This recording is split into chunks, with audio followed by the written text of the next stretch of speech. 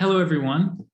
As always, it is a pleasure to welcome you to the Pathways Forum, a space to collectively learn about and reflect on the topic of pathways through concepts, theories of change, and concrete cases, often involving transdisciplinarity and always sustainability science. I'm Gilles Marcignac. I'm a member of the Future Earth Secretariat and coordinator of the Pathways Initiative. Today's Pathways Forum has a specific focus on biodiversity, and it is a bit of a special event that was suggested by and developed in collaboration with three Future Earth global research networks: Biodiscovery, the Global Mountain Biodiversity Assessment, and the Program on Ecosystem Change in Society. These research networks are represented today by their respective directors, Cornelia Krug, Davna Urpa, and Odiriluwe Selomane, who will facilitate most of this session. So thank you for being here. We are also very fortunate to have with us David Leclere and David Obura. Most of you probably know them already, but for good measure, I would like to provide a brief introduction to our speakers. Starting with David Leclere, who is a research scholar with the IIASA Ecosystem Services and Management Program. He recently coordinated the Bending the Curve Initiative, an international network focused on advanced qualitative modeling techniques and investigating future pathways towards ambitious targets for biodiversity, which he will tell us more about today. Also with us is David Obura, the founding director of CORDIO East Africa, a knowledge organization supporting sustainability of coral reef and marine systems in Western Indian Ocean. He works across scales on fostering innovative actions to promote sustainability and bringing knowledge to local regional practice into decision-making contexts. So really going from local to global, integrating global targets into local initiatives. Thank you for being here today, and I very much look forward to your presentations and to the discussions that are about to take place here. And before we get further into the session, let me give you all a brief overview of the structure. We will start with a bit of context on the role and importance of biodiversity pathways that will be provided by Cornelia Krug. Then David Leclere and David Obura will give their presentations, and each presentation will be followed by a 15-minute slot for questions from all of you. And finally, the last 35 minutes will be dedicated to an open discussion centered around how social justice and cross-fertilization between local and global scales are important for the development of successful biodiversity pathways. And with this, I now turn to Cornelia Krug, who will set the scene for why pathways approaches are important for bending the curve of biodiversity loss. Cornelia, the floor is yours. Thank you very much, Gilles, for the introduction, and a warm welcome also from my side to today's webinar. So yes, pathways to bending the curve for biodiversity. Actually, we're looking at this at the moment as countries are negotiating the new set of biodiversity goals, which are hopefully being approved and adopted in Kunming in later this year. And here we're actually looking at countries aiming on the one hand to actually conserve biodiversity, halt the loss of biodiversity, and even reverse it. So that's where the bending the curve actually comes from. But at the same time, they also want to ensure the well-being of the people. So we're not only looking at the conservation of biodiversity, but also the sustainable use and how biodiversity can actually be used to support the people on Earth. So that's one of the, I think, kind of pathway that we actually already need to be looking at is exactly how can you actually marry that conservation of biodiversity, restoration of ecosystem with meeting the needs of the people. And this is actually very much depending on the context of different countries, the economic development, the way they're using the natural resources at the moment. So each countries will actually have to develop their own pathways to on the one hand halt biodiversity loss, but then also ensure the development, sustainable development of their country. And on the other hand, those biodiversity goals, they're not sitting there in isolation. We're also looking at the climate goals, and I've mentioned then we've got the SDGs. So we actually need to address all those in tandem as well. So we need to think about how does actually biodiversity conservation or halting the loss of biodiversity can contribute to meeting the SDGs. How can it actually also contribute to climate mitigation? But then also thinking about if you want to achieve some of the climate goals, which impact will this actually have on biodiversity? What are the synergies that we can actually create? And also similarly with like looking at the SDGs, if you meet some of the SDG goals, will that have again negative impacts on biodiversity and vice versa? How can actually biodiversity help us move towards the sustainable development goals? And pathways and pathway analyses actually really will help us navigate this multidimensional space of different targets that we want to achieve. And then at the end, really achieve that ambition of bending the curve of biodiversity loss. And that's, with further ado, I think I'm going to hand over to Davna, who's going to introduce our two speakers. Thank you very much, Cornelia, and thank you everyone for joining this webinar, and thanks to both Davids for presenting the insights to this topic. It's my pleasure now to give the microphone over to David Leclere, and it's actually really a pleasure to introduce you, as I was at IIASA 6 years before you joined. Unfortunately, our paths never crossed, but maybe they will in the future, as IIASA remains a highlight institution for the kind of research we're all interested in. So David, please take the floor. Thank you very much. Thank you very much, Davna, and it's always nice to see the IIASA alumni around. Let me share my screen. Can you see the presentation well? Yes, very good. Yeah, perfect.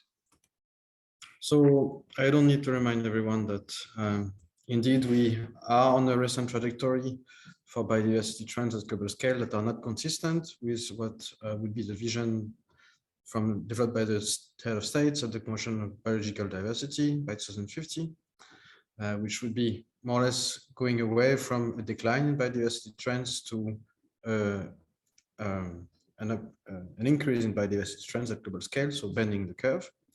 And of course, this is not the only sustainability objective that we have on the table. We have the broader set of SDGs that constrains a lot what we can do. We cannot just simply put protected areas everywhere. And so there is a whole range of work needed to understand how we can depart from current trajectories and reach these desirable futures. And that's where the IEP base has been quite keen on following actually the example of IPCC as well, on fostering the use of models and scenarios. And that's really where one of the key understanding of pathways, it's really developing scenarios about the future and using models to quantify them. And so this is the main strain of work I'm coming from. And so back in 2017, we started the Bending the Curve initiative, which was a teaming up of the global land use and biodiversity modeling communities. And the aim was to use current data and models and scenarios available at hand to look at a fast-track analysis that was focusing on one particular set of questions. Can we bend the curve of biodiversity loss without jeopardizing other SDGs? And if yes, what can we robustly say about how to get there? So this entailed two different types of activities. First of all, develop new global scenarios that would explore the action space to reach ambitious biodiversity goals, and also mobilize multiple models to quantify these scenarios. So I will briefly skim over the scenarios that we use. So we started from the set of scenarios that were developed for the climate community, the shared socioeconomic pathways. And we started from the kind of business as usual SSP2, which reproduces historical trends into the future. And on top of that, we added some additional efforts towards bending the curve. So in particular, conservation and restoration efforts, expansion of protected areas and increased restoration. But we also looked at the broader set of changes on the demand side and on the supply side in the food systems that could help to alleviate direct or indirect drivers of biodiversity loss. And so we combine a set of scenarios that spans and explores these different types of interaction in bundles and then all together. And once we designed the scenario, the idea was to put these scenarios, translate these scenarios into parameters that would input into land use models. And that's typically the land use models that were used already in the frame of IPCC type of work to design pathways for climate. From these land use models, we were able to, struggling with the pointer, we were able to translate them into land use change maps at the scale of 50 by 50 kilometers for about 10 different land use classes, and from now on to the end of the century. And then these were inputs into the global biodiversity models that were translating these changes in land use into biodiversity indices related to habitat, the compositional intactness of local communities, the trends in population density, and the extinction risks. And so in reality, this looked quite an intensive work of a lot of people. So you saw briefly at the first slide, or in one of the first slides, the 50 plus co-authors involved in the study. And it was actually 12 modelers, 12 teams of modelers involved in this large work over 12 years, which is quite a daunting task. So the main results were focusing first on looking at the baseline scenario in the future. What does this baseline scenario in the future entail for biodiversity trends? And so this is an example here for two different metrics from two different models, the BII metric and the MSI metrics that both relate to local compositional intactness. And you can see here the difference between 2010 value in relative terms in the past, so and prolongated into the future in the baseline scenario for different models. And so, no surprise, we have a continued decline projected in the second half of the 21st century, until the second half of the 21st century for this baseline scenario. The next step was to look for a wider range of metrics, looking also at wildlife density, extent of suitable habitat, extinction metrics. What could happen in this scenario, which is now in the screen in yellow? Sorry. And you can see that we would achieve in the most ambitious scenario a trend reversal by 2050 for the vast majority of biodiversity and land use model combinations. And so this is interpreted as the idea that with this kind of integrated action portfolio, combining actions along indirect drivers and direct drivers and increased conservation efforts, we could indeed succeed to reverse biodiversity loss by 2050. And when it comes to the question about identifying the role of each different type of interventions, it's quite clear that increased conservation efforts are key. So by that, we need more and better managed protected areas and actually other forms of conservation efforts, not just protected areas in a strict sense. We also need broad attempt and effort to restore biodiversity and ecosystems. And we also need quite a strong landscape level conservation planning and integrated planning of resources to make sure that we produce food where it's the least harmful for biodiversity per unit of food produced and so on. And this is the only way to advance the date at which we could reach peak biodiversity loss. So instead of the second half of the 21st century, we would maybe be able to bend the curve earlier. And this is also the only way to set biodiversity on a recovery track. If we purely protect ecosystems and forget about restoration and landscape conservation planning, we will just halt biodiversity loss, but not necessarily restore it. But this is far from enough. And so one of the main results from the article was really to pinpoint that it's only by tackling the drivers of habitat loss. So for example, diet shift towards more plant-based products, a reduction of waste, more sustainable increases in trade and crop yields, that we would robustly be able to avoid further habitat loss in the short term. So limit our very short-term impact on biodiversity before we can bend the curve. That's also the only way to secure that the time at which we would bend the curve would happen before 2050. And importantly, that's also the only way to make sure that these efforts are consistent with the broader SDGs. And in particular, when you look at potential trade-offs with food security or potential synergies with health through healthier diets, with additional environmental impacts with GHG emissions, water use and fertilizer applications, and so on. So combining increased conservation efforts and additional efforts towards more sustainable production and consumption is the only way to really bend the curve by 2050. There are a certain number of limits that need to be recognized for the work that we did in this study.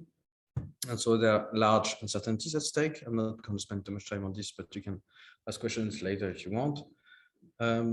We also have to make clear that we dealt only with one and the biggest threat to biodiversity so far, which is land use change, but we omitted threats, for example, climate change, that might be very important in the future, and that might even prevent bending at all, or at least the question is still out of the jury out there, or the jury is still out. Another important limitation is if we start to try to understand what these pathways would correspond to in terms of interventions and whether these are all feasible and equitable. Here we must say that it's also very broad brush work at the global level, and there are lots of questions to be investigated at small scales and also on levels and leverage points for transformation, change, and equity. This work made it through different channels for the science to policy interface, and were relatively successful. And I think it's quite important to notice that this work is one of the core material to several CBD documents that are really supporting the development of the next global deal on biodiversity, the post-2020 Global Biodiversity Framework. And I would like to spend also a little bit of time today to look at a few other developments after this article that can provide interesting insights into pathways for biodiversity. The first one is having a closer look at the integration between climate objectives and biodiversity objectives. And so we basically have a work in progress, which is taking new scenarios to look at these questions. And I'm not going to spend too much time detailing those, but the idea is really to explore whether the pathways that were generated so far for ambitious climate goals, like typically compatible with the Paris Agreement, what would be their biodiversity implication, and what it will start to combine them with the pathways that I've been presenting before. And so in short, there is a large uncertainty, even larger than what you saw before. And in particular, there is quite a lot of harmonization needed between the different land use models to actually represent land use and land-based climate mitigation interventions in a more harmonized manner. They can all do it, but in the pathways that were projected so far, they differ quite a lot across models for the same scenario. There is also the idea that if we want to navigate trade-offs between different types of interventions and different land uses for climate and biodiversity, we need to model land use with a finer grain, and we need to be much more accurate about what do we intend by afforestation / restoration, on what type of ecosystems is it developing, what type of species would be there, will it be unique species or multi-species, and so on and so forth. That really puts challenge to the models that we use to explore these scenarios. But nonetheless, these the preliminary results are making clear that there is a very high potential for synergistic interventions.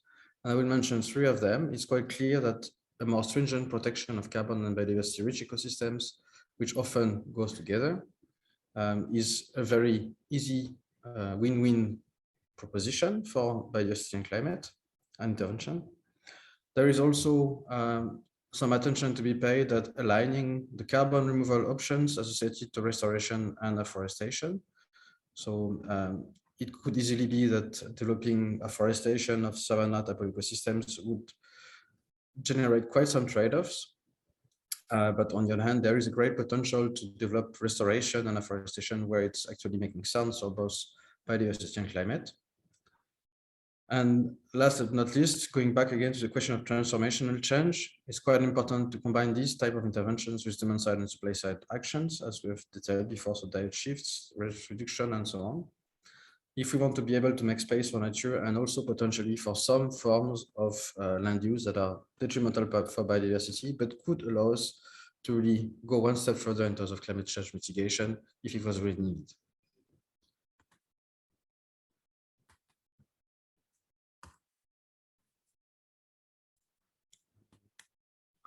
Okay, good.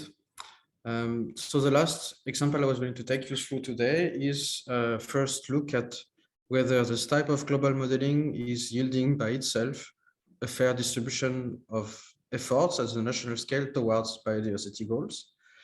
And so here we basically decided to look at what a current proposed frame for a fair distribution of efforts for a global net loss of ecosystems type of goal.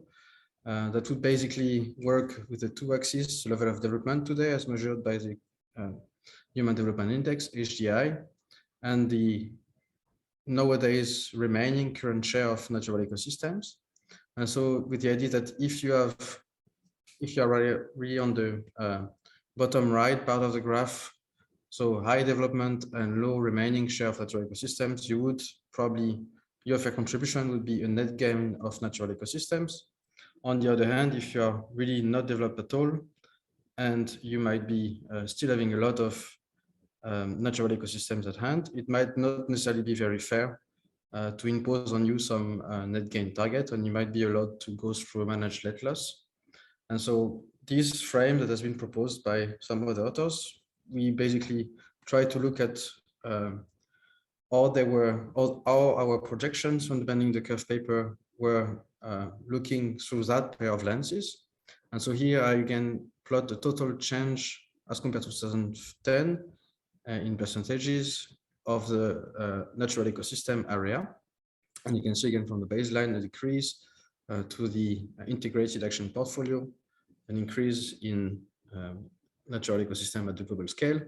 And you can start to look beyond this global scale average, what happens actually at the scale of individual countries, and classify them whether the realized trajectory for each scenario would be matching a predefined trajectory that would be based on this fair effort sharing rule. So here, if you are on the diagonal here, it means you were either planned or kind of allowed to go through a managed net loss according to this equity frame. And similarly, the simulations ended up with also the same type of a trajectory. And so these triangle here highlights situations where countries would be below their fair share and here above their fair share.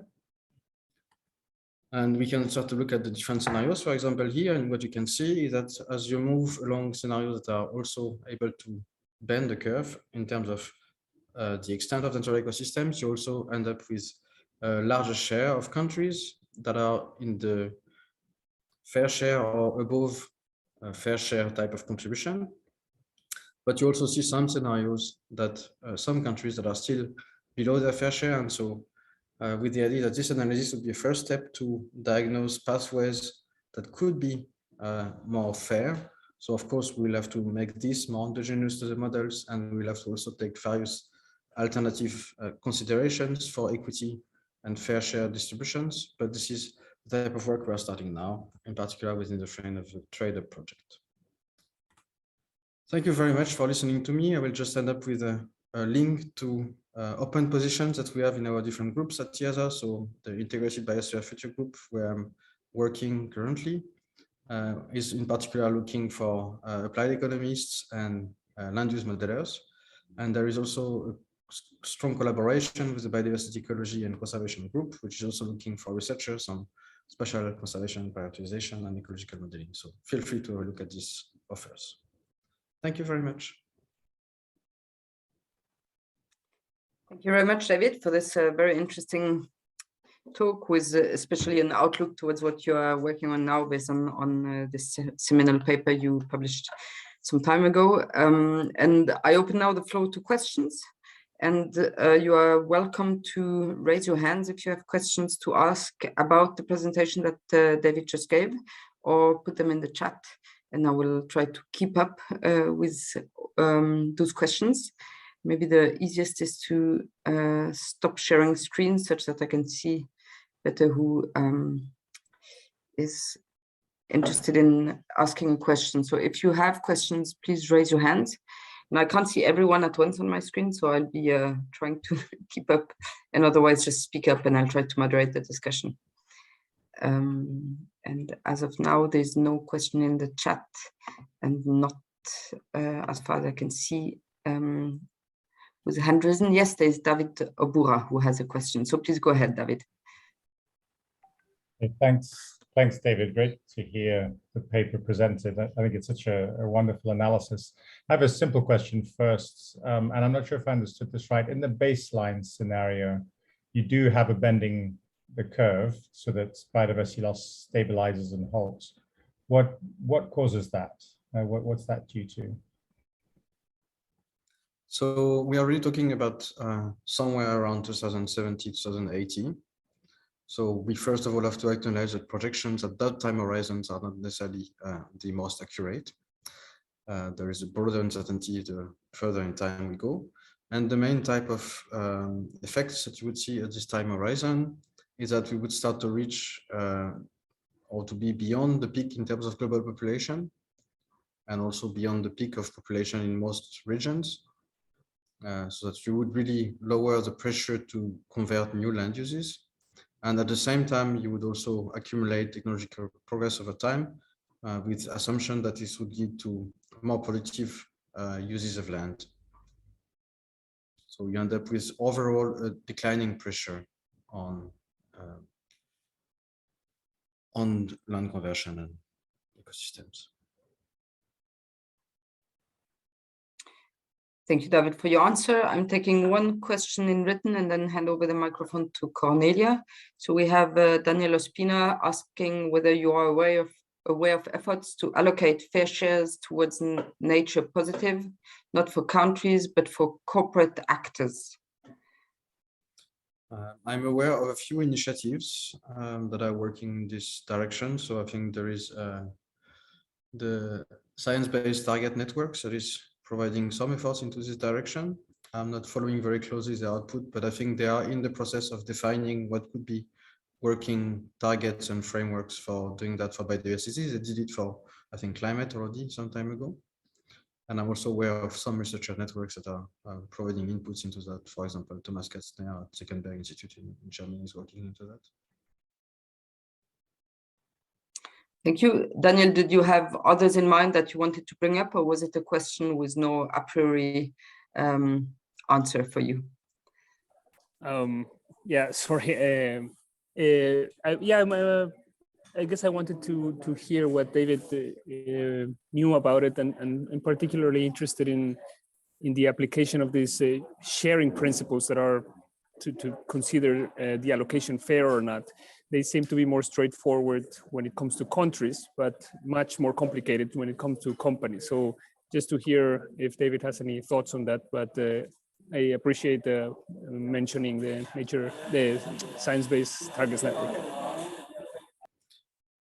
Yeah, I mean, I'm not necessarily extremely familiar with the challenges that would go to companies as compared to countries. I know that also for countries, it's actually more complicated than climate, because the link between the pressures and the outcomes is so much more complicated than for climate. And this is, again, one of the things that was highlighted by the information document we contributed to, led by Discovery and Geobon recently to the CBD. And so that really makes the work much more complicated. And when you look at companies, it's not just about summing the GHG emissions or carbon removals anywhere in the world, but it's really about what are the implications along the chain, along the supply chains, and what can be done at different leverage points to alleviate overall pressure on ecosystems. So that's a bit more complicated than just summing up tons of carbon. Thank you, David. Cornelia, the microphone is with you. Thanks so much, Davna and David, exactly for this presentation. And exactly is that analysis of the fair share of taking on the burden I think is quite interesting. And I think it's quite important to have this analysis done as well, because there's a lot of countries shying away from taking on the burden, or trying to actually shove the burden to someone else. I think it's quite important to actually point out who actually needs to take on a greater part of the burden, or where we actually have still those gaps that actually need to be filled. And then the other question, I think the part that actually has been posed by Daniel as well, is and then moving away from the countries and actually looking at the different sectors, who should actually also contribute to sharing the burden. And are you looking at analysis there as well, or research into this? We have proposals that are proposing to do some work in that direction, but no yet concrete work on that. I mean, yeah, there are also lots of discussions around, could you build some biodiversity action tracker in the way that it's again still a bit related to country efforts, but there are lots of efforts on the way. And I think the broader picture is that probably we're gonna have to move to some form of biodiversity or of overall sustainability tracker if you want to really not miss the target. And it's increasingly difficult to look at biodiversity in silo, to look at climate in silo. So you really also need to build action trackers that are much more complicated, able to keep this kind of broad sustainability pathways in mind, and not just one particular sector or outcome. Thank you. Thank you very much. As far as I can see, there's currently no hands raised and no question in the chat. So I will take my chance to ask a question as well. That kind of follows up on what has been said. So we're talking about, on the one hand, countries and partly companies. What is the role of subnational governance levels in those approaches? That would be one question. And another question is, to what extent there are examples of implementations that have been developed after your paper was published, in line with the recommendations you made, that could point to the efficacy of certain of the measures you proposed?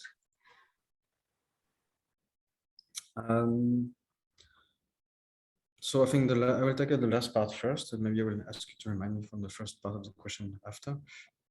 So in terms of concrete policies done on the ground, I think it is clear that some efforts, for example, at the European scale, like the farm to fork approach, are really based on this idea of transformational change and really tackling also the direct drivers and indirect drivers, not just, although it could be strengthened on some things like dietary preferences and so on. But there are definitely examples of policy portfolios that are aiming to go there.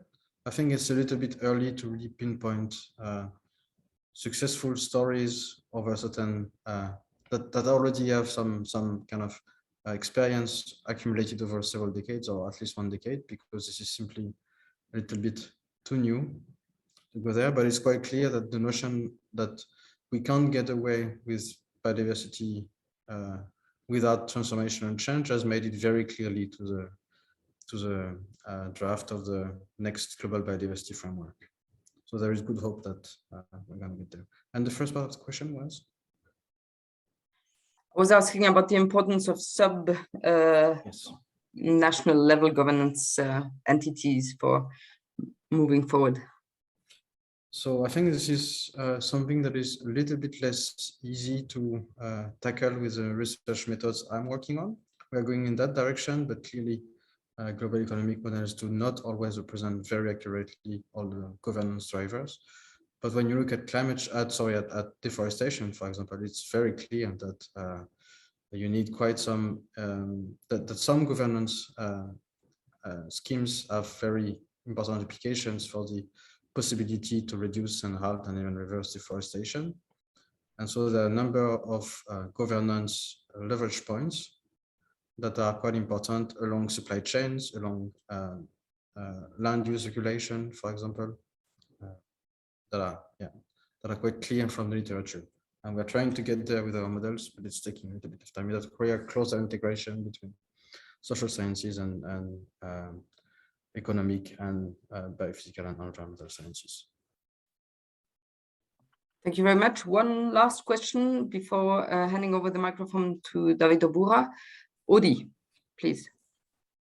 Thanks, Daphne, and thank you, David, for a very nice presentation. I was very pleased to see you getting into the sort of the national level stuff. So my question is more, I think, maybe to understand, or it's clarity question about what is used to determine fair share, particularly because I think if it's based on current development status, whereas some of the fair shareness can be based on historical use of biodiversity. So in a way, what are you basing it on, and are you considering historical debt in a way, historical ecological debt, if you like? Thanks. Thank you for your question. Indeed, it's very relevant. So I think that what I presented here in this figure is really very close to the idea of a common but differentiated responsibility with respect to climate change, where some countries have a higher cumulated historical contribution to biodiversity loss, and that's what you would see here with the idea that some countries have more or less of natural ecosystems remaining within their territory. And so the further you have already converted your ecosystems, the more you will be pushed into a net gain type of framework. And at the same time, it recognizes, or it places a dichotomy between human development and use of natural resources in a broader sense, so really converting natural ecosystems. And so with the idea that if you accumulate very low use of natural resources and very low development, you really might be entitled to exploit your ecosystems a little bit more. And so these are very simplistic assumptions. And I think, to be fair, this is even a framework that was proposed in a very illustratory way by another paper. It was not really a thorough review of what could be concrete equity questions that could lead to alternative frames. And I think there is really a range of broad literature, in particular in the climate, around that. But there is also additional emerging questions. For example, what is the role of indigenous led or managed land, and how can we make sure that in general marginalized groups are also recognized for their rights and are not pushed into unfair situations by increased conservation efforts. So there's really two strains of literature from that more conservation focused type of equity questions related, in addition to the effort sharing at global scale that you could develop from the climate literature. That's really a broad frame to explore different sets of equity frames. And of course, one can only consider different equity frames and present them and not be prescriptive about it.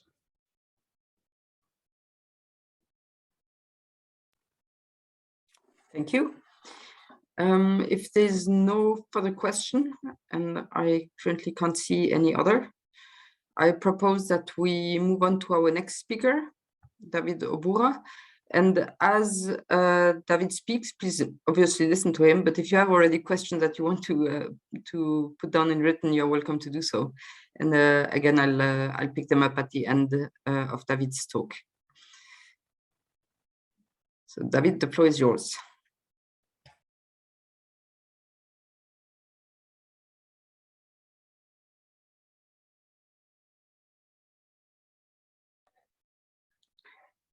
And we don't hear you if you're already talking, but we have your full screen now. Okay, thank you. I was talking, but muted. Thanks, Devna.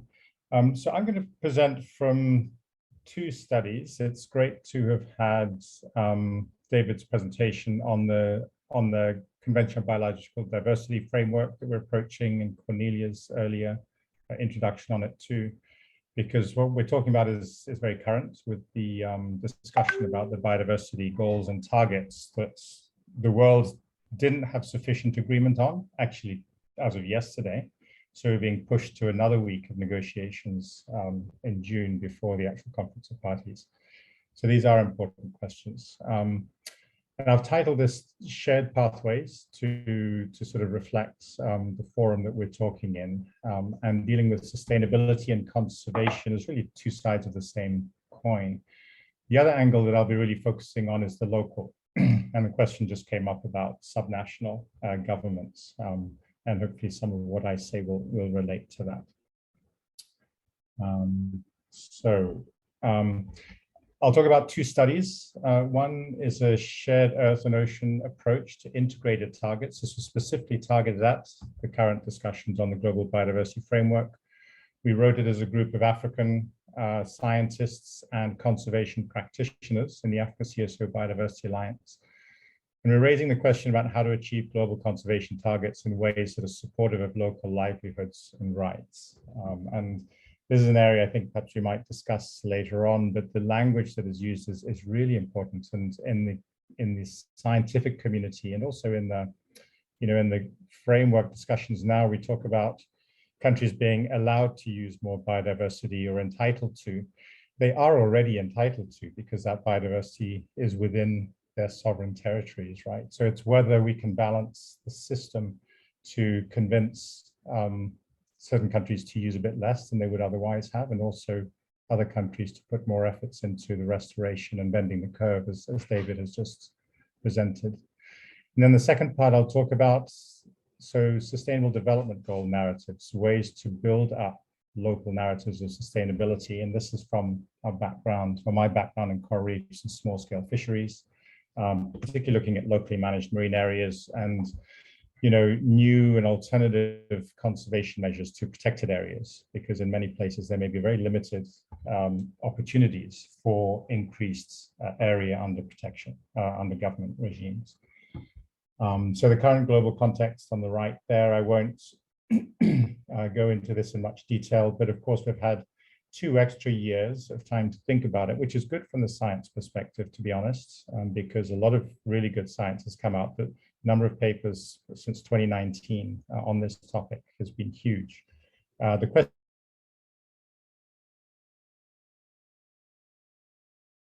question is if we can get the science into negotiations about the 4 goals of the global framework, the 21 targets, milestones in between. And it's a bit of a mess. I think we really have to think about how we can use the next 2 months before or 3 months before the final phase, which will be in Nairobi in late June, to really try and get, a coherent discourse on conservation, of what to do, where, and by whom. So in this first paper on integrating biodiversity targets, we look at the global condition of nature. These 2 figures are really derived from the IPBES Global Assessment of 2019. Of course, land and ocean areas vary in condition from almost unimpacted to highly impacted in agricultural areas and urban areas. And the proportion in each of these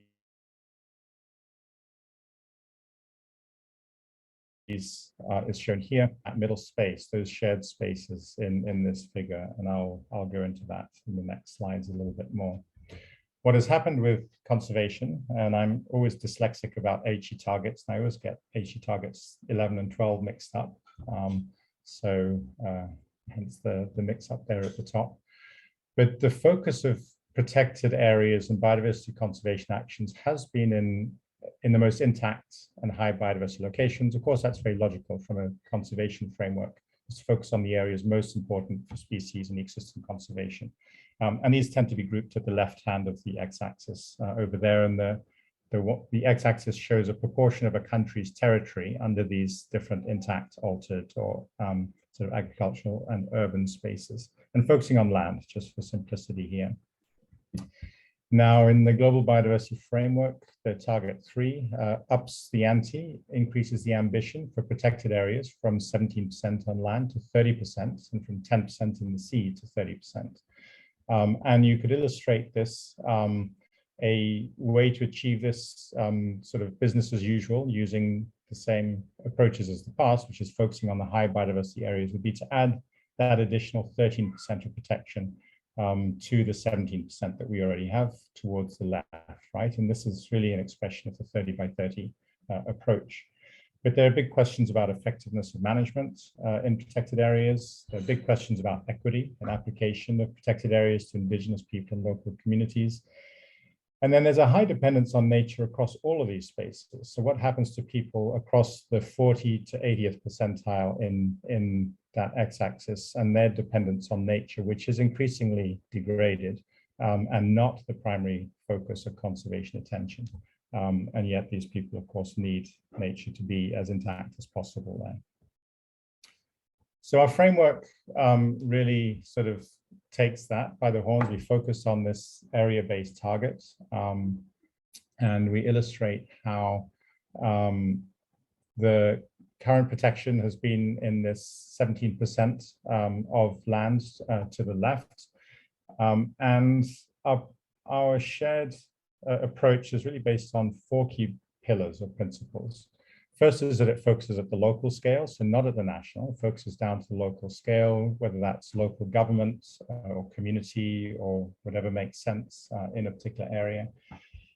The second is that it focuses on equity and people, and the local scale is essential for this because it's very hard to deal with the nuances and the details of everybody's needs when you go up even to the national scale. So it can be very challenging, particularly in large countries. With the local scale, you can do that because people are present, they can represent themselves, and their representatives can be present in the discussions. And the third principle is to apply knowledge at this scale. So, of course, at this scale, you can apply local and traditional knowledge. A lot of scientific knowledge now can be downscaled to this level, especially on land with biodiversity observation tools and satellites and remote sensing. You know, we do have a lot of analyses that are going down to square kilometer or 10 square kilometer scales. So we can bring a lot of the information that we use for planning down to this local scale. And then the fourth pillar is that, which is very important, is that it's not just an area-based protection framework. This is really to look at all relevant conservation targets together at this scale. So the area target is target 3 out of 21. There are various others, you know, on sustainable use, on invasive species, on production and consumption. So these all need to be considered looking down to the local scale. And there's a magic number that's coming out that I think is a really important one. This initially from a paper by Garibaldi et al. In 2021, it came out. But that if you look at these shared spaces where people are living and farming or herding livestock, fishing, that about 20% of intact natural vegetation or natural habitat is enough to provide conservation and ecosystem service or nature's contributions to people. If you do it at the local scale. So many contributions from nature to people operate at very small scales. So you need to apply this 20% figure down to the smallest operational scale that we can. So in this paper, we use that 1 square kilometer.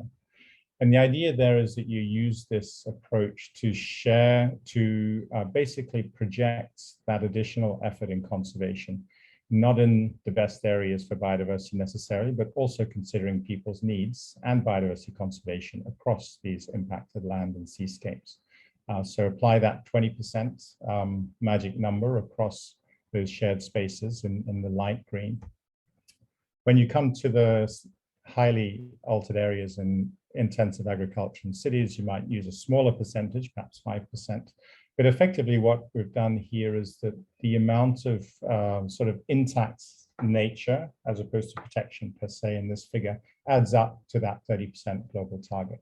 So the effort here is really focused on not just doing conservation where we think it's optimal for biodiversity, but also ensuring that we're addressing people's needs and equity and rights issues at the same time, and finding the solution that optimizes all of those all together. And through doing this, you know, we address sustainable use, inclusion, and conservation all together.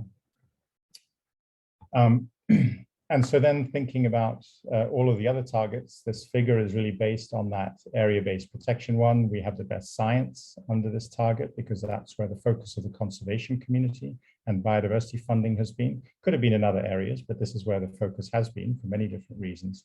But in thinking about achieving this sort of integrated action across all targets, you can look not just at target 3, but think about restoration where that's needed. Of course, you use spatial planning approach to apply the knowledge across 100% of area at these local scales. But then you can go through all of the other targets you're thinking you need to address in a local area, whether it's climate change, adaptation, mitigation, sustainable benefits to people, managed and working production landscapes, reducing impacts from business and consumption. You can apply all of these targets within this framework alongside target 3 to try and achieve an optimal or a working solution. Of course, then the critical thing is that this approach has to be aggregated across all local areas to the national scales and then to global scales as well. So it's no mean effort, of course, to do this. But the challenge ahead of us is massive, and we need the investment in this kind of work to be able to assure some success. So just giving a quick picture of different sort of options in applying the model. This is the basic model that I've explained. You could have a focus on governance. So target 21, equitable and effective participation. And this is really, the discussions around indigenous people and local communities, protected areas versus other effective conservation measures. You could achieve the desired levels of biodiversity management and biodiversity intactness and health through many different governance regimes. So you can add up different approaches, whether it's here under wilderness, IPLC areas, other effective conservation measures in orange, or traditional protected areas. The contribution of each of those across these different spaces can vary. And then thinking about restoration, which is under target 2 in the global biodiversity framework, of course, the contribution of restoration will be higher in more impacted areas. And so you can apply target 2 to a larger extent to meet your protection and sort of ecosystem integrity goals in target 3, of course, at some point in the future, because it takes time for restored areas to achieve the integrity that would let them count towards full conservation benefits as well. But this just shows two ways or two options for looking at other targets using the same framework. So I'll take a bit of a step back now from that. I mean, that's sort of that paper was really targeting how we apply biodiversity science at the moment and really calling for transformation and how it's applied, that transformational change that we've already discussed. It needs to happen in the mechanisms and the application of our science and conservation as much as it has to happen in economic and impact sort of pressure domains as well. So shifting to this focus of not just the most intact areas, which here on this multifunctional land and seascape, this illustration is from a IPBES IPCC workshop report last year, combining climate and biodiversity components. So we need to really think in a multifunctional way across land and seascapes. I think particularly in these shared spaces, which are sort of highlighted in yellow here, and also in urban intensive use areas under agriculture, coastal spaces, and so on. And then the importance of the planning framework, and the spatial planning framework is critical here. Now, how do you bring people into this discussion? Because of course, it's a very challenging discussion.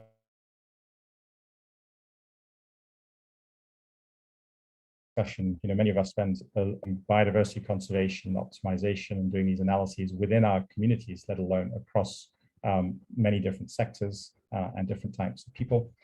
And here, another piece of work that I did a few years earlier, I think, can be very helpful. And this was really an attempt to look at the Sustainable Development Goals and bring them to the level of individual actors. So that they become accessible to people or accessible to local government or to companies, to villages, neighborhoods in towns or in rural areas. And it was really motivated by part of the IPBES work that I was involved in at the time. I think the dominant paradigm of which is at left, which Johan Rockstrom and Pavan Sukhdev sort of put forward, putting the biosphere at the base, which is, you know, very likely correct, and then society because of all the norms and values we have, and then economy above that. I was interested in looking at the goals sort of in this circular model, looking at a local space in the center, and how can you really make this SDGs accessible to that place in the middle. And it struck me, in the main illustration from this paper is the one at the right, where really with really the layers in terms of thinking about biosphere, society, and economy is that the natural capital in the environment is down below. That's, you know, that's all the natural assets that we use. But economy is in the middle. That's all the benefits that we get from nature, the fish, the crops, the livestock, the meats, you know, all the contributions from nature to people are direct transactions from the natural assets at the bottom to society above the economy ones, and the indirect benefits in the sustainable development goals that we get. So that's food, health, income, and so on. And so we really need to, and the value of this model is that it makes the SDGs a very mechanistic model about how people interact with the environment and what they get from it. And so in the space that I'm working in marine and coastal settings, we're really thinking about, you know, this coastal area in the middle of the SDG circle there. We're thinking about locally managed marine areas and OECMs, of course, relevant to indigenous people and local communities who live there and earn their livelihoods from that space. They have rights and they have agency in terms of making change or not. There's very important links to marine spatial planning, which has become very important in marine spaces now. And then, of course, the Sustainable Development Goals as an overarching framework. And I thought to sort of translate this model from a, you know, fairly dry academic paper into a much more accessible sort of storyline or narrative approach, building up a story about how a fishing community depends on the reef system. There might be a protected area, there's tourism, and so on in their area. And so I wrote an article, it's not a peer-reviewed paper, in a conservation, illustrated conservation magazine. It's available online, around, you know, the story of Mariam Hamisi, a fishing couple living in this area. And I won't go through this in full detail, but I'll show you how, you know, we sort of built up the story through this, this mosaic image that an artist put together for the magazine. So you have Hamisi is a fisherman. Mariam sells fish in the market from Hamisi, but from her husband, but also from others. But of course, she does many other things in the household. And you can link all of their different, you can link the different benefits in the household of what they do to different sustainable development goals. They're fully dependent on the reef system, SDG 14 there. And the reef system, of course, which we're setting up and helping communities set up protected areas or locally managed marine areas under the management of, in Kenya, we call them beach management units, but whatever the local authority is, the community authority that is mandated by the government to do this. There's also tourism develops in these areas, of course, with applying pressures in the coastal system and growth of local tourism operators, small businesses, you know, fishermen going from fishing to tourism operations and things like that. So really the environment providing a very broad base of livelihoods in this space. Education is very important as incomes rise. Of course, children become more educated. This is Mariam Hamisi's daughter and what she does with her education to improve the family situation. Also still dependent on the reef.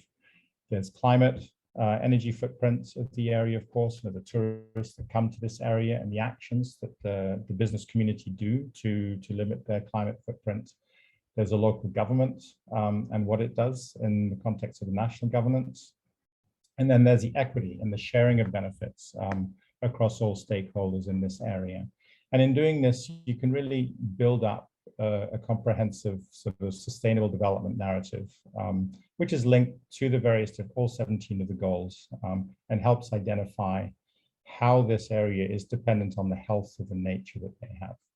So this was really focused on bringing the sustainable development goals to life through stories. That's the title of the article there. But coming back to the main focus of this talk on pathways for biodiversity conservation, it also can be used directly in identifying locally appropriate, people-centered and just pathways to a nature positive future, which is what we're trying to achieve. So I'll finish with that. So I think with my final slide here, just the two main illustrations from these approaches, the importance of these locally led pathways to biodiversity and sustainable development target achievement. But those dots are in there for any of the sustainable development goals. We can combine all of these approaches here with a focus on biodiversity and SDGs 14 and perhaps 15 there, and the Convention on Biological Diversity. But you also have the primary institutions for all the other sustainable development goals of the UNFCCC for climate. You have FAO for food, you have UNDP perhaps for income and no poverty. You can really look from all of these different goals at these pathways to development, to achieve sustainable development. But I think the key thing is that I'm sort of interested in discussing and moving forward is how do we go from national to local? Because local is where we really need to address the equity of the actions that will be put in place. So thank you.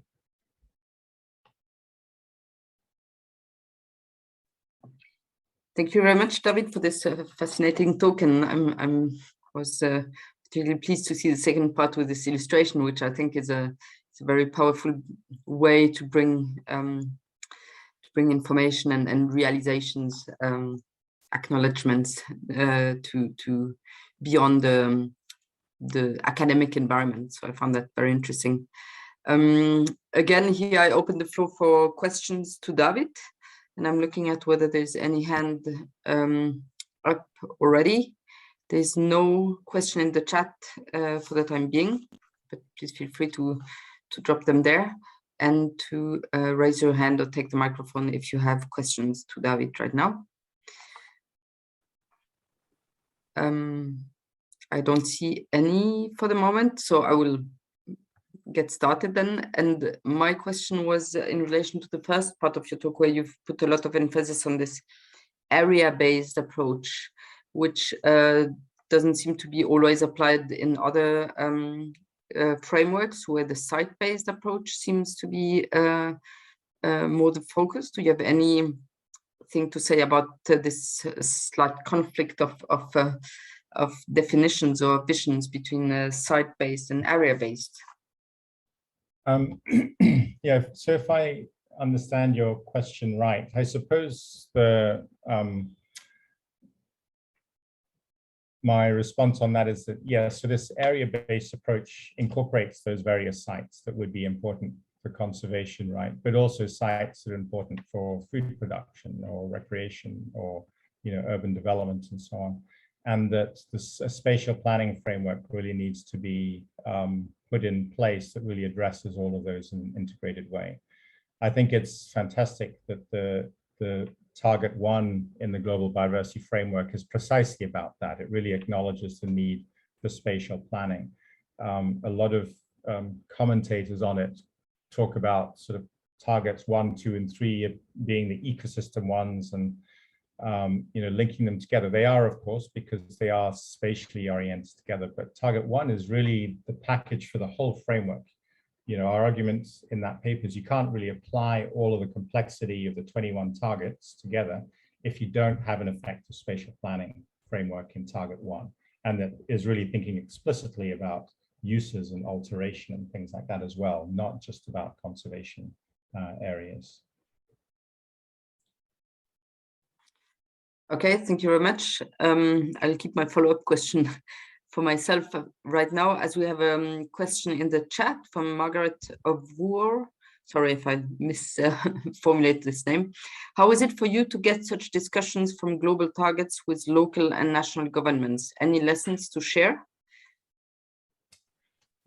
Yeah, so we don't really have much discussion on that quite yet, because in the negotiations right now in the global biodiversity framework, the main focus of countries and the main focus, I think, of the expert input is really getting countries and others to understand that these are global targets. So the actual national contribution to the global target may vary from country to country, as David mentioned in his presentation and the new work. So that's a first step, getting countries to really understand that that's the case. Now, there are two things there. One is that some countries can contribute a lot more. For example, if they have a lot more natural area under that is very intact, put in place protection mechanisms that will keep it intact rather than letting it degrade. Of course, there are costs there, but you're not necessarily cutting down on opportunities by doing that.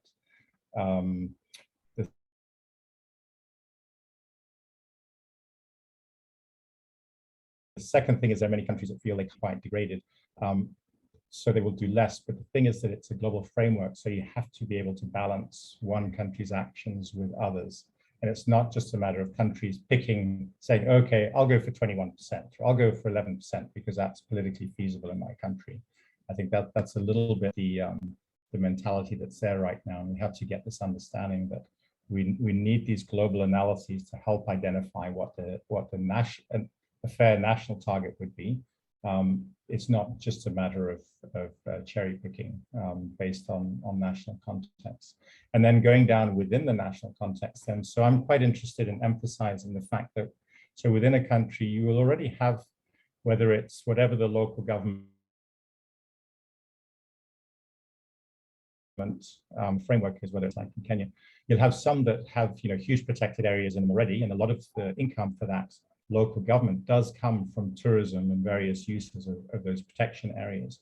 So a county may have 80% under protection. So that can help other counties in Kenya that have much higher population perhaps, achieve just 20% protection, or go from 5 or 10% of intact vegetation up to that 20% that I identified, that's in the literature as a magic number for altered areas. So that sort of discussion within countries will be very interesting to have in the future. But I think that's going to happen after we finally get a framework and we know what the global targets will be.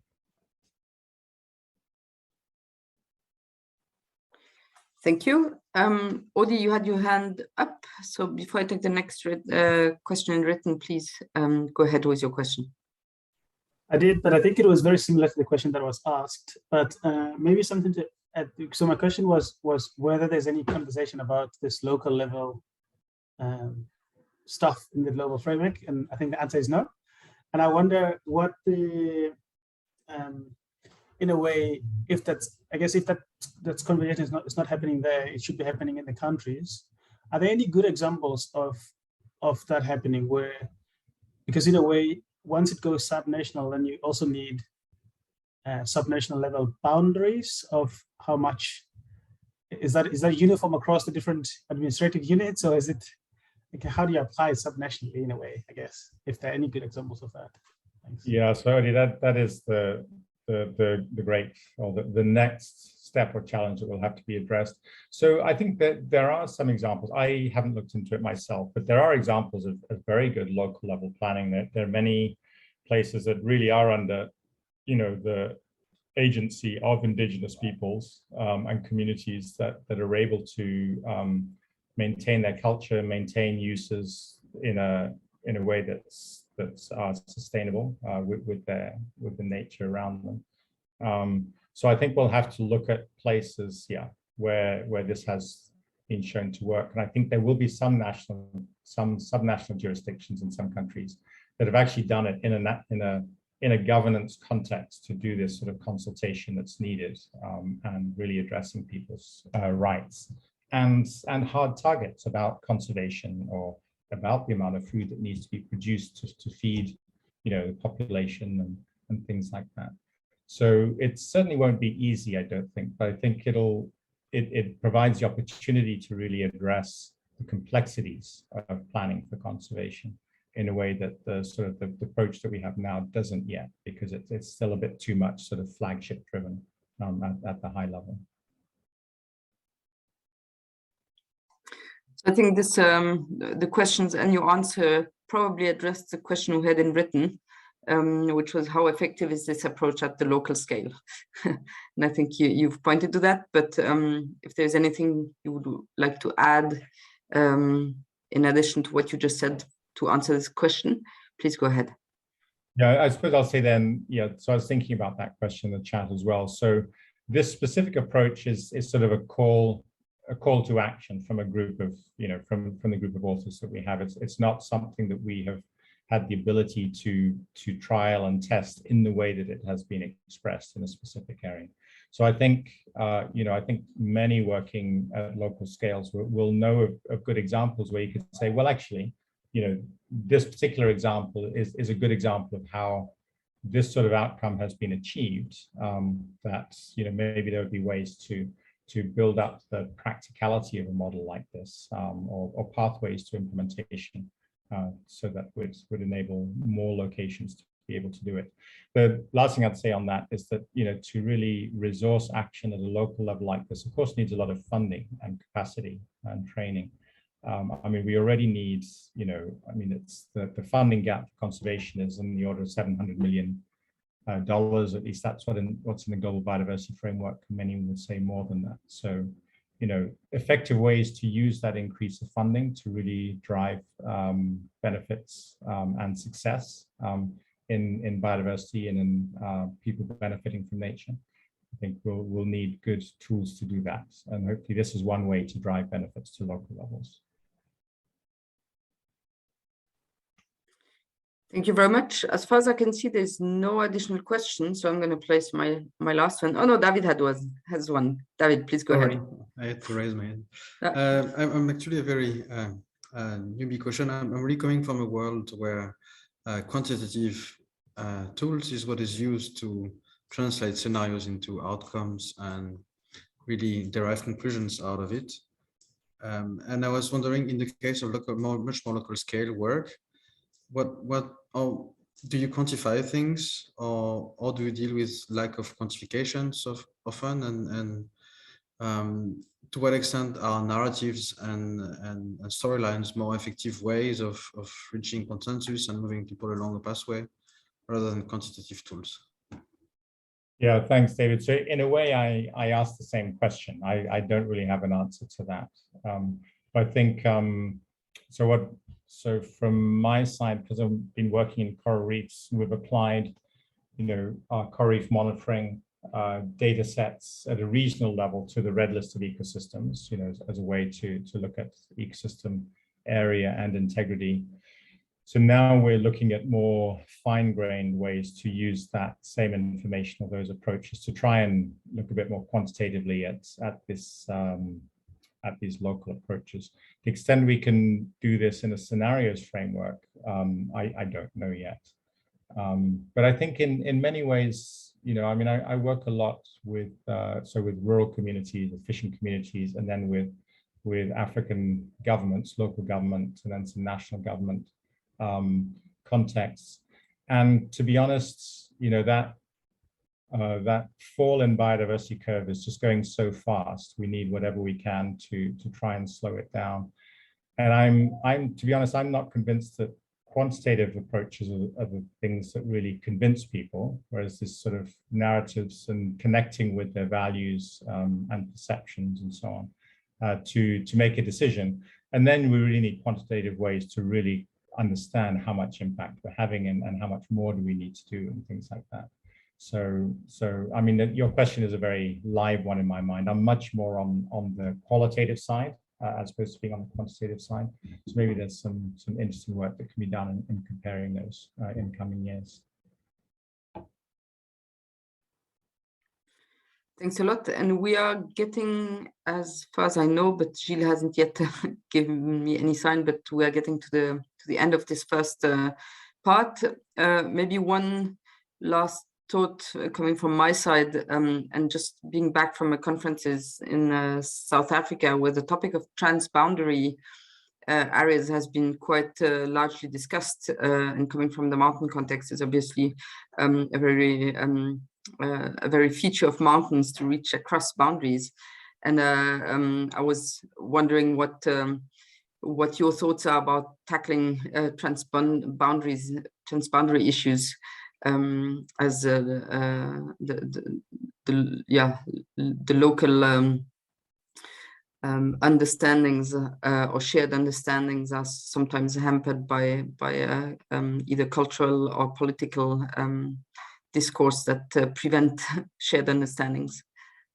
Yeah, so that's a good question, and I deal with transboundary a lot in marine systems as well, of course. And to me, you know, national boundaries are almost arbitrary things when it comes to really understanding how a coral reef works and so on.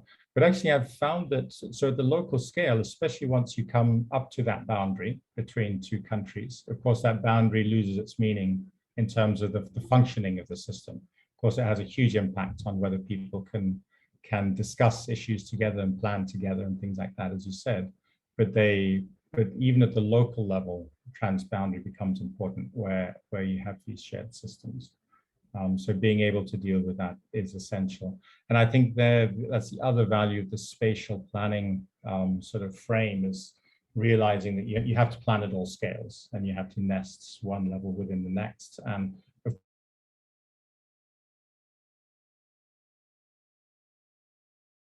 course, certain things you have to at certain stand, the layer above and the layer below. Right? Thank you very much.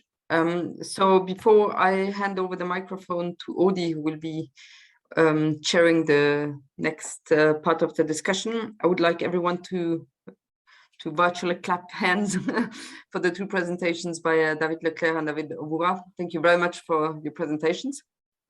It's been very inspiring. And now it's my turn to hand over the microphone and the discussion to you, Odi.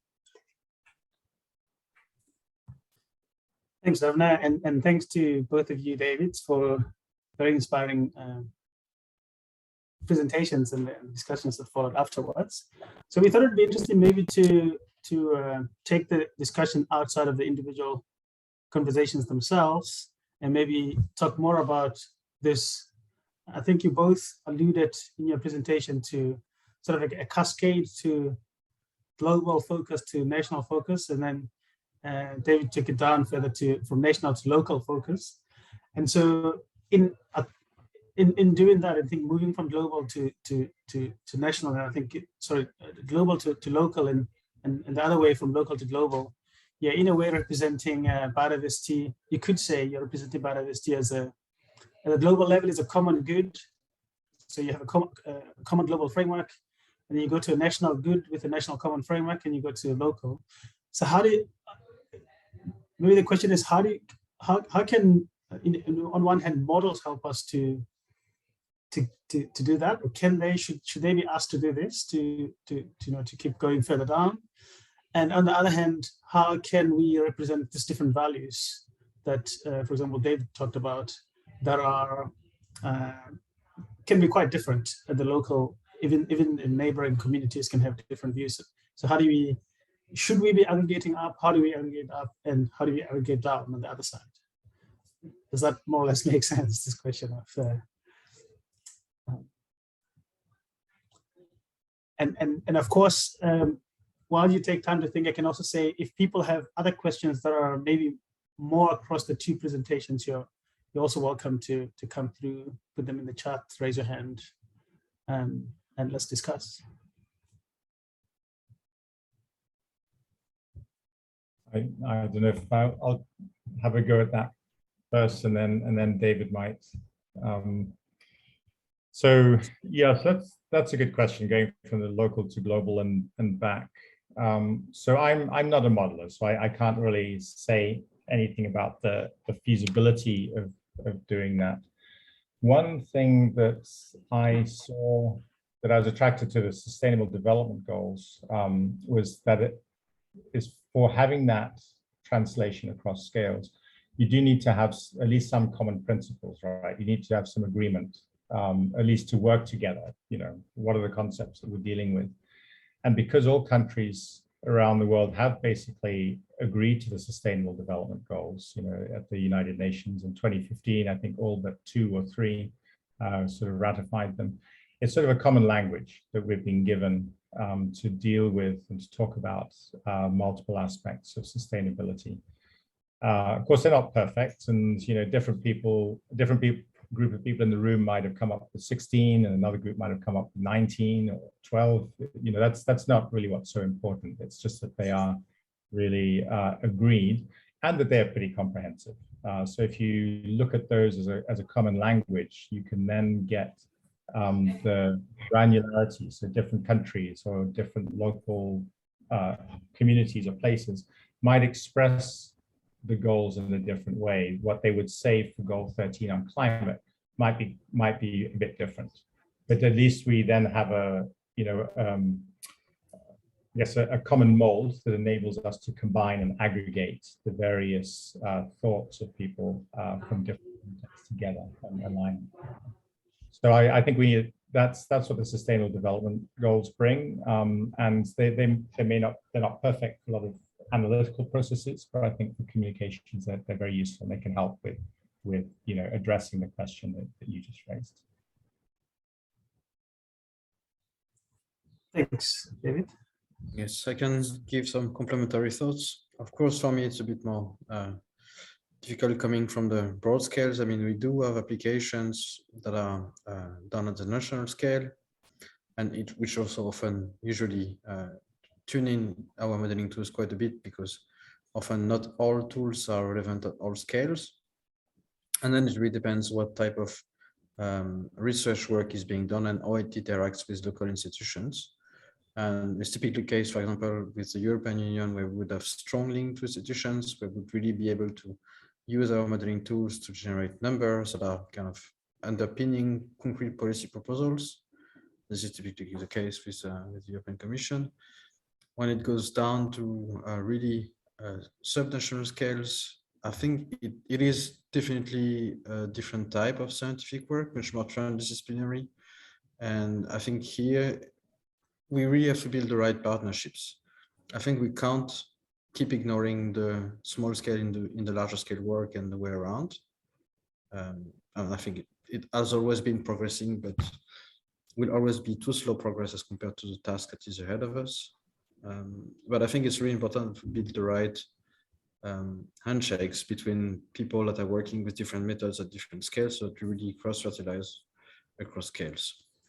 And while I could see that our tools and my work could easily be applied at the European scale, really doing down to the level of individual farmers or fishermen, or it's actually much more challenging, simply because I don't have necessarily the right methods and tools. But if I can have a good relationship with a person that is able to work at these scales, so that the information I can bring to them is actually used in the most sensible manner, then we have a working relationship that can be fairly effective.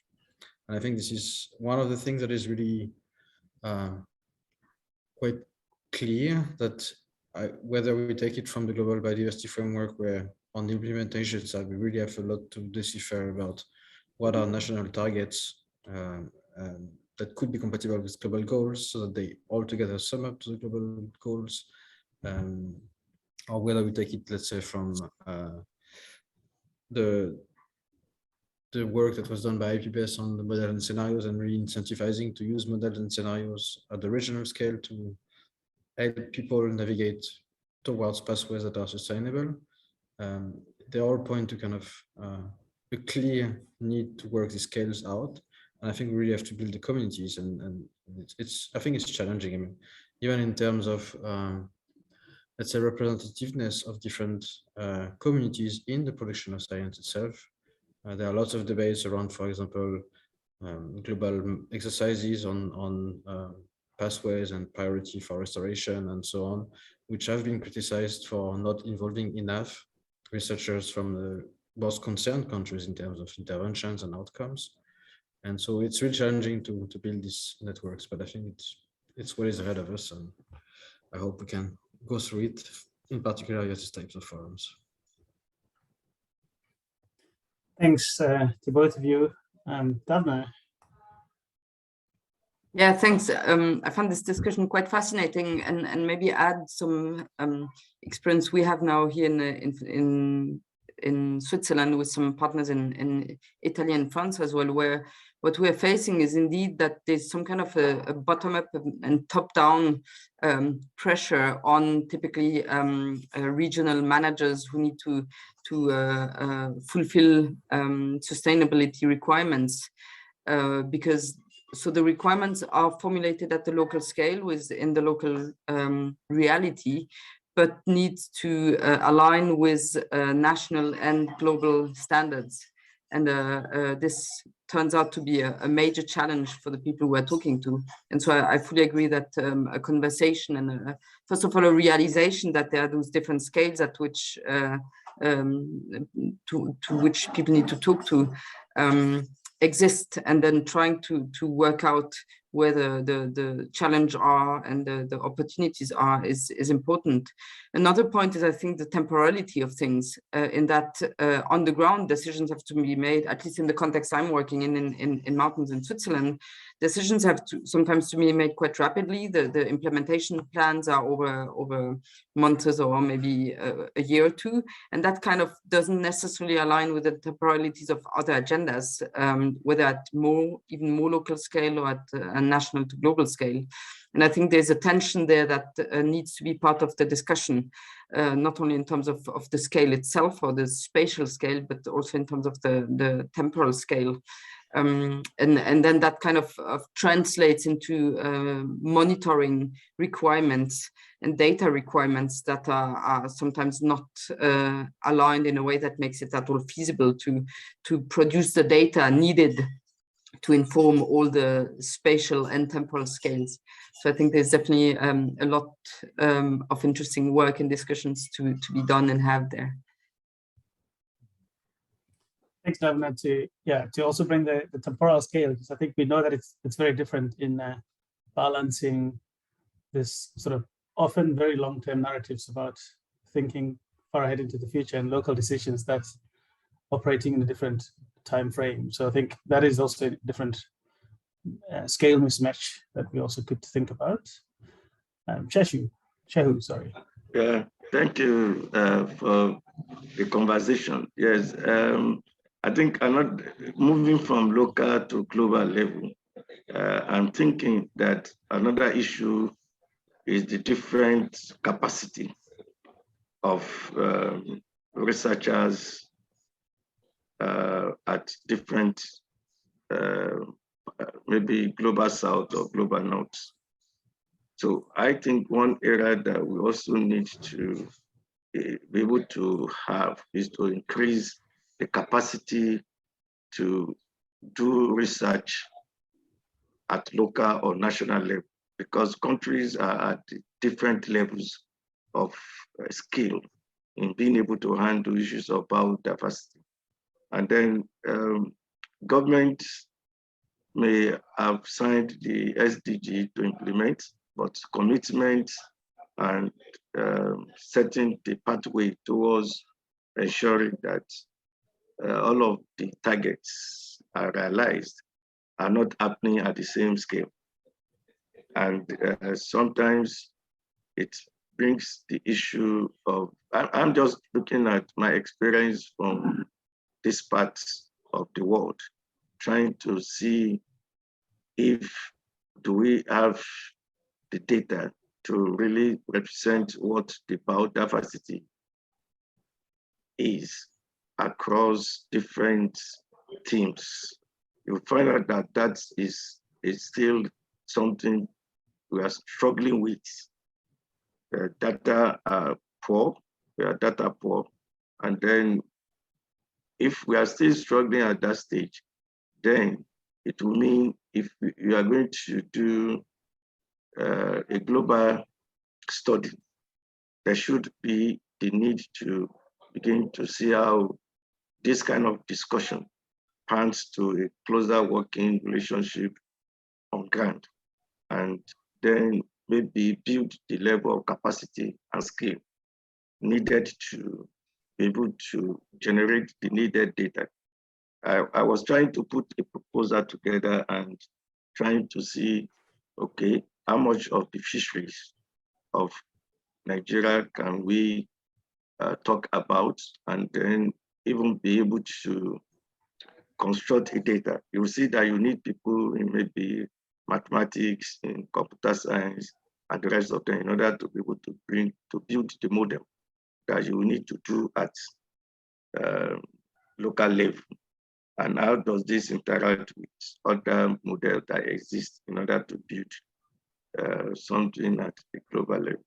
So it's an interesting conversation. I've enjoyed what I'm hearing, but I still, I'm thinking there's a lot of work to do in terms of being able to raise the skill and the capacity to be able to gather this data and then be able to use the data in order to construct the future and say, okay, this is the pathway to go in order to have a sustainable resource of biodiversity.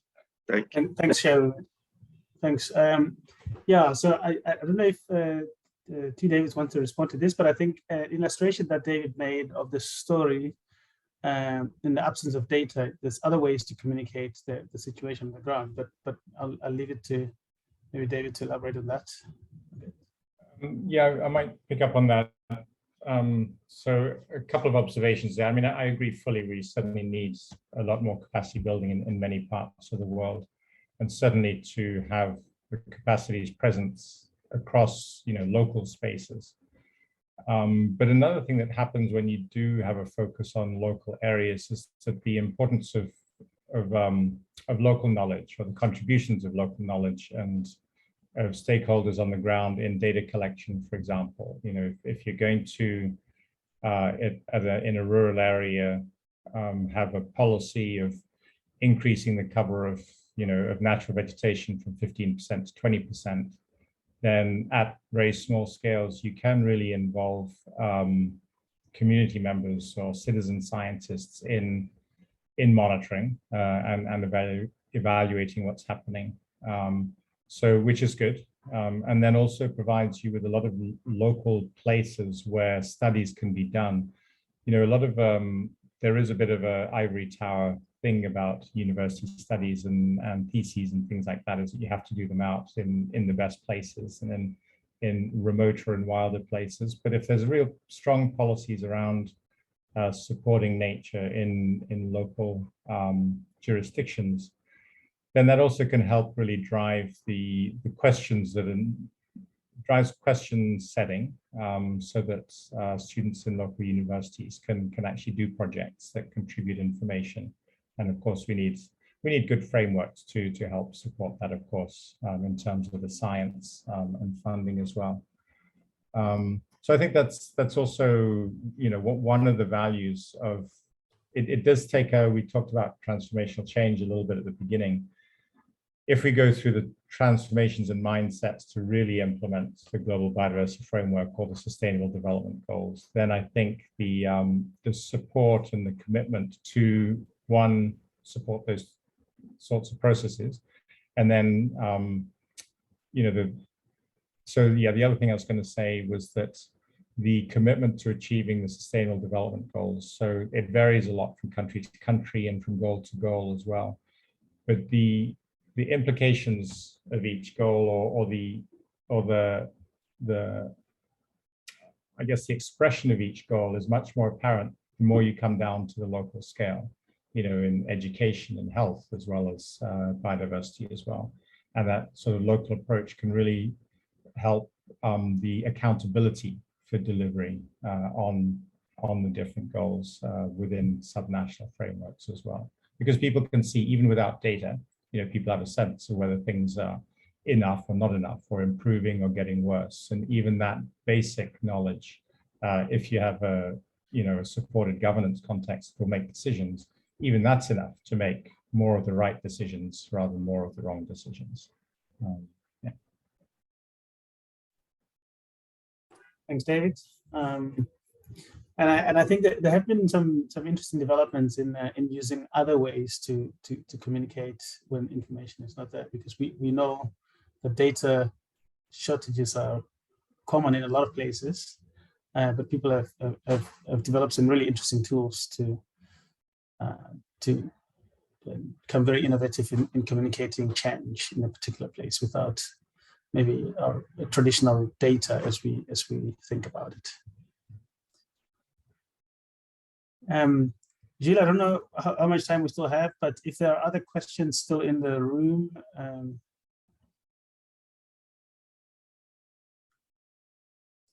there is David. Was that a was that a mistake? Ask yourself. No, I'll ask David a question, but it's a broader question as well.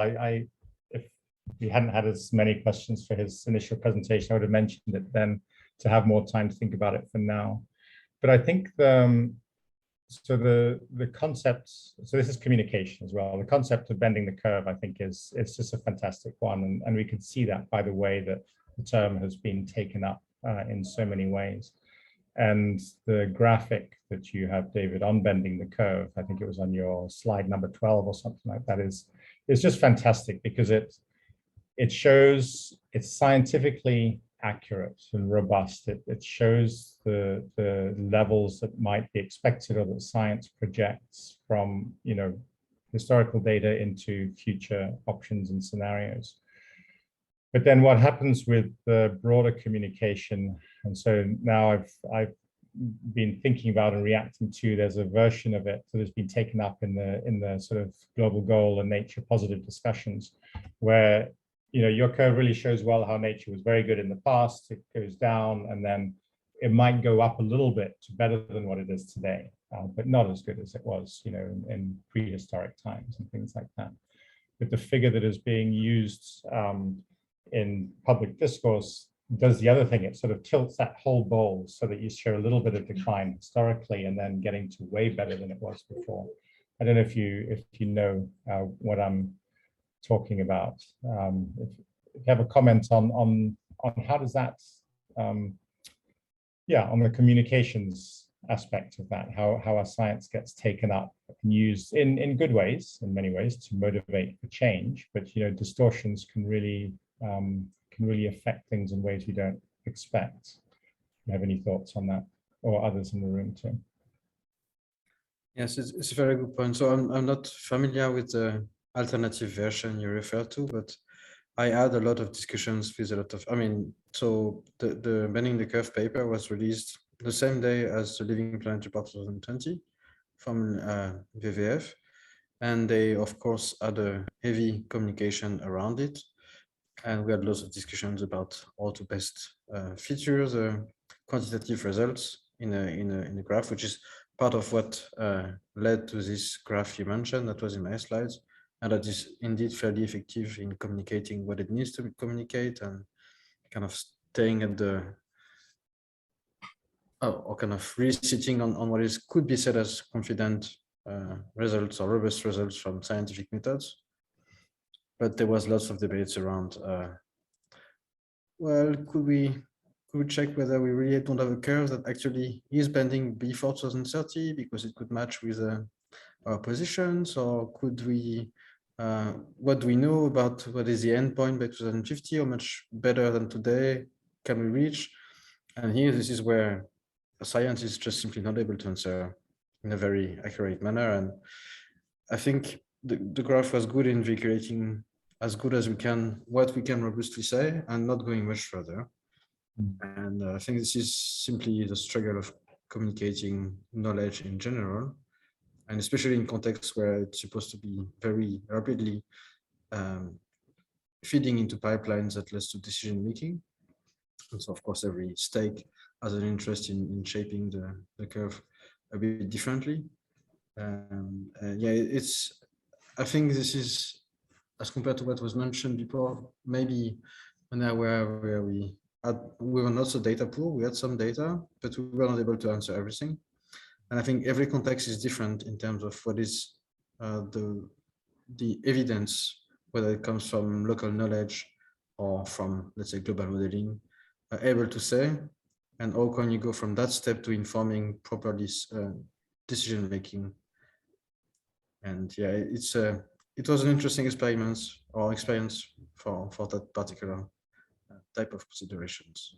But I don't have a global recipe to handout about how to navigate at best these questions. I think it has to go a lot. I mean, when I reflect a little bit upon myself, I think it has to go a lot with some more scientific criteria that you would be educated with, and also things like knowledge of how people interact and how you can effectively communicate from one community to another, and what role can science provide in informing decision making. And I think this is also all very heavily context dependent, and I suspect that in different places people will come up with different effective models. Thanks, David. And I'd be very curious to see this alternative version as well. I can. Do you want me to project it? I can put it up on the screen. Maybe I should have offered to do that at the beginning. This is the one that I don't know if people will recall. There we go. The graph from David, that this was based on, basically showed, you know, 3 scenarios of biodiversity continuing to decline and then stabilizing out in the future, then a middle road of not quite getting back, or getting back to more or less where we are today. And then the good scenario was positive, you know, past 2050, but not higher than what it was in the past. And so this is a real communications, you know, morphing of the potential to motivate action. But what happens if we don't see this occurring? Does that demotivate everybody, and we lose all the support that in 2030 or 2040 that would have been critical to having a good outcome, but not as good as this one is projecting? Yeah, I think it's also typically issues related to advocacy. In the sense, I mean, there is this idea that there is always a trade-off between being accurate and advocating for more, so that what you obtain in the end, because you know implementation will not be perfect, looks like what you would like to see. And but definitely this type of curves is maybe not fully reflecting the knowledge about the timescales at which certain biodiversity features can recover. For in the intactness of the composition and intactness of communities, it might take several decades. So it simply can't go that fast to recover. But it doesn't mean we cannot, let's say, put up with efforts that set biodiversity on track for recovery, even if the effective recovery is not that fast. Yeah, absolutely. Thank you. Maybe let's take a couple more questions and then maybe we'll wrap it up. Davna, and then there's one in the chat. Yeah, it's maybe more a comment for future reflection than a question, but what comes to my mind when I see this variation of the plot is, and what you said, David Leclere, is the notion on how to communicate uncertainty, right? And in the paper, obviously, you have uncertainties around your curves, but then you put out a figure that has no uncertainty. And I've found it very challenging repeatedly, also in discussions with policymakers here, to convey the notion of uncertainty, both in terms of outcomes, but also in terms of the pace at which things might happen, and the even possible pace at which change can happen. And you mentioned it as well when we were looking at this alternative version. And I think talking about pathways requires us to think of how to talk about the uncertainties in the pathways we are proposing or we are discussing, and talk about that with those making the decisions, but also the general public who needs to acknowledge that even if you put in a lot of effort on a personal or a local level, the uncertainty that anything is going to be measurably or measurable remains still quite considerable. So I think it's worth a discussion, worth some awareness and thinking together. Yeah, I think from my little experience of the bending the curve paper, I think that it's extremely challenging to communicate uncertainties. I mean, when you try to add the error bars to the graphs, people say like, whoa, please don't. And it doesn't mean that people are interested in getting fed with the most robust or kind of robust result.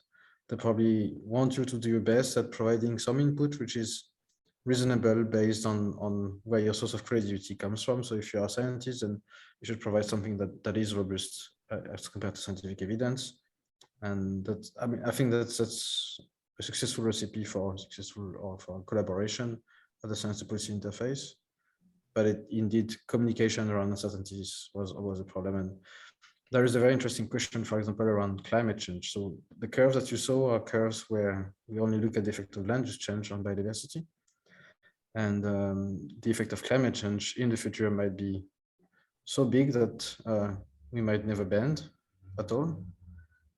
Also, or big enough so that we would bend, but then go down again and then potentially go up again, or so little that we would just bend a little bit slower as compared to, and the uncertainty is just so much bigger when you incorporate climate change that it becomes very difficult to communicate. And of course, now that bending the curve is such a headline and a goal, it has somehow made the communication of climate change impacts on biodiversity even more complicated. But we'll have to deal with it. Thanks, Davna. And that's always an interesting question around uncertainty, of course. Let's take one last question in the chat from Margaret, who is asking that why is it that climate change is talked about more than biodiversity, if I'm framing this question correctly? And then we can maybe leave it there. Or is this our understanding, or do we also have the same perception that climate change is getting more airtime? Yeah, I think, I mean, so this last year I did participate in the climate COP for the first time, and then also in the biodiversity processes now. Certainly the climate COP and climate movement has much more money and attention being paid to it than the biodiversity community does. And I think it's because, one, the physical science, as complicated as climate is, biodiversity is more complicated, so the uncertainties are a lot larger.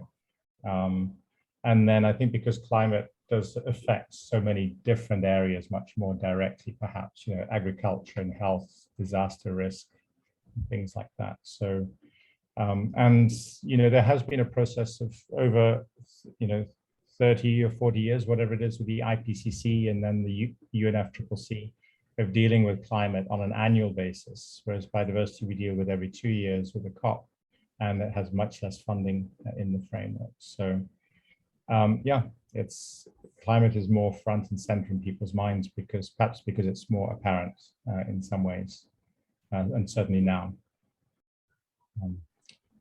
unfortunately. But I think it's changing in the right direction. So yeah, let's be hopeful. Well, thank you both. I will hand this back over to Gilles. Yeah, I really enjoyed the discussion. And I'd like to see more what happens from now in your respective works of bringing the top-down things up and bringing the top-down things down. It'd be interesting to see how that work develops going forward, and how ultimately it shapes how the pathways are talked about and framed going forward. But Gilles, over to you. Yeah, thanks very much, Odie. And I agree that this was a really interesting discussion supported by very interesting presentations as well. So thanks again to our speakers, David Leclere and David Obura. That's it for today's event. Once again, thank you to everyone. We very much look forward to seeing you again at another Pathways Initiative activity. Thanks again. See you soon.